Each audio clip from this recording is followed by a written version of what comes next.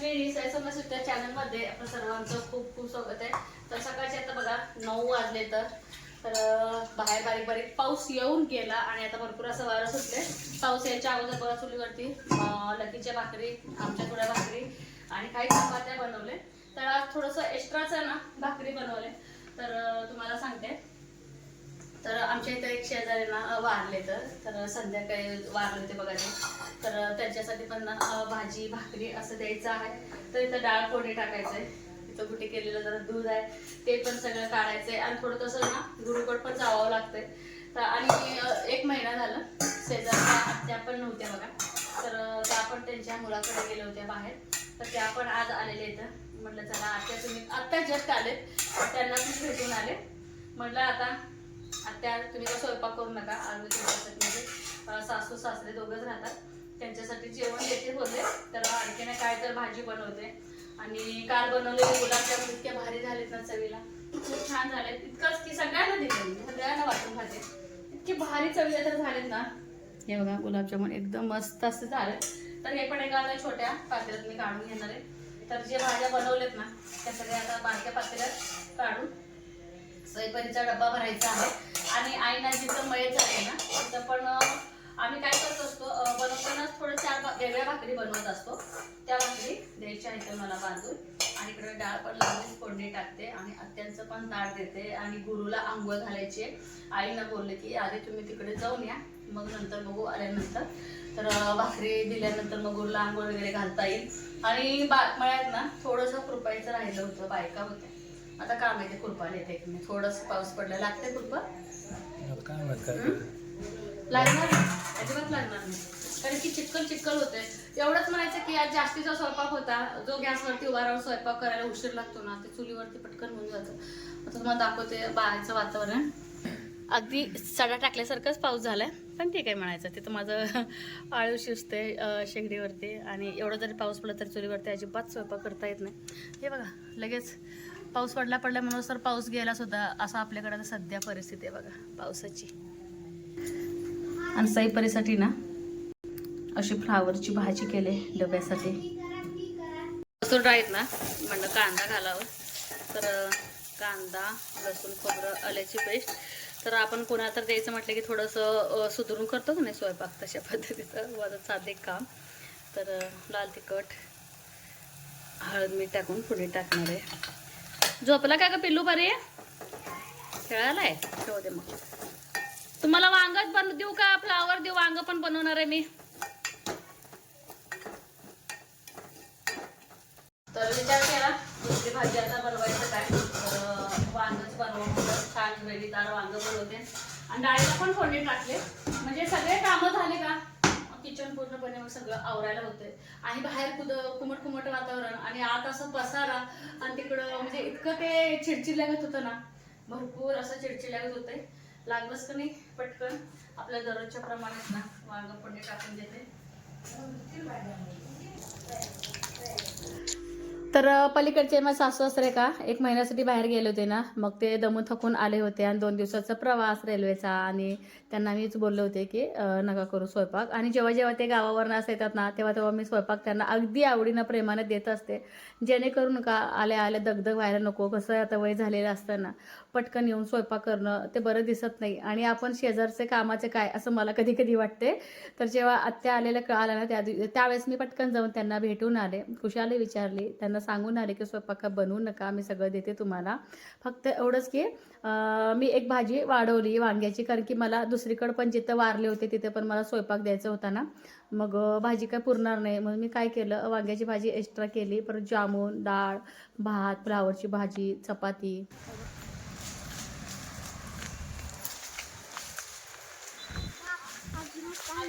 Pack केलं ना असं वाटतं पाऊस किती येतो.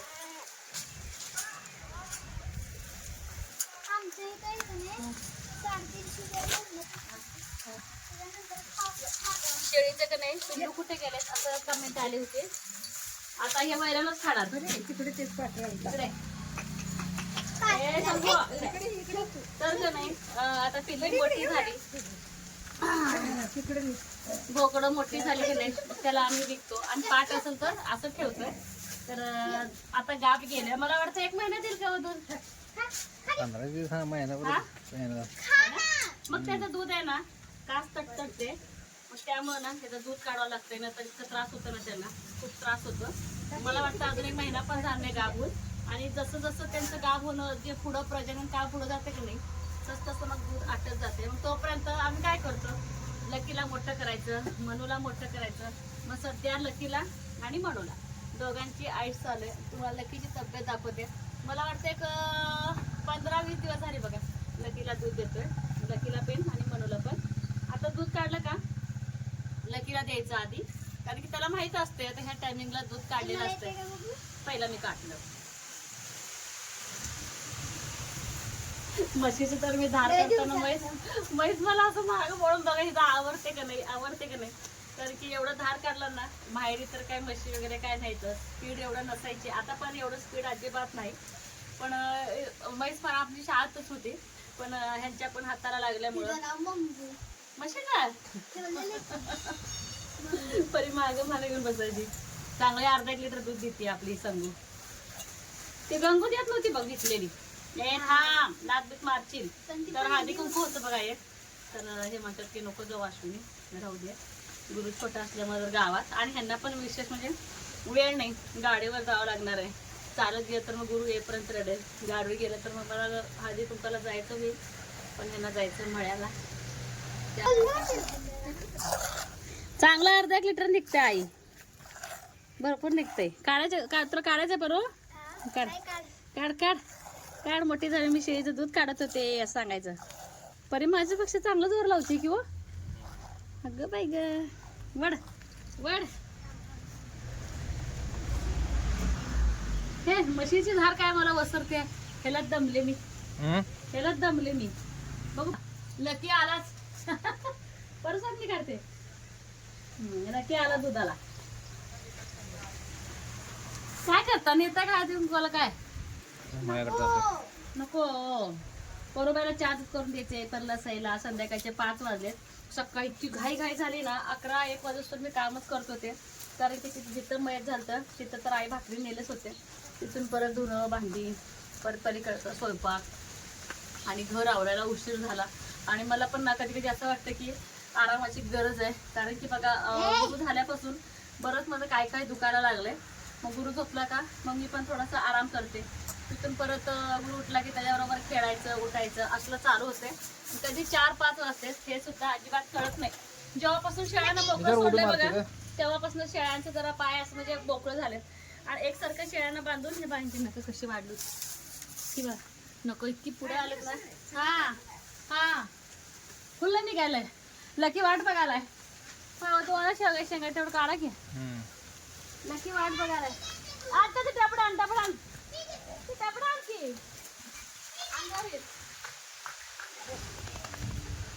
की रात्री दूध ओतलं त्याला केला का. कुठे गेलं तर अरे ते पेरूला पण पेरू लागले म्हणते आजी. हा ही पेरू झाड मी काढा बोललेले. आजी म्हणते या पेरू झाडात पेरू लागले.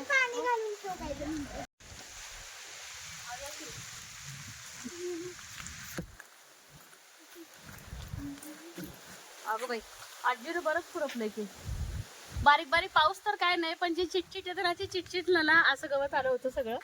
तर आईने बघा असं सगळं साफसफाई केली. दरवेळेस ना हा दोघे मिळून खुरपायचो. मी खुरपायला की आई पण खुरपाय घेऊन यायच्या.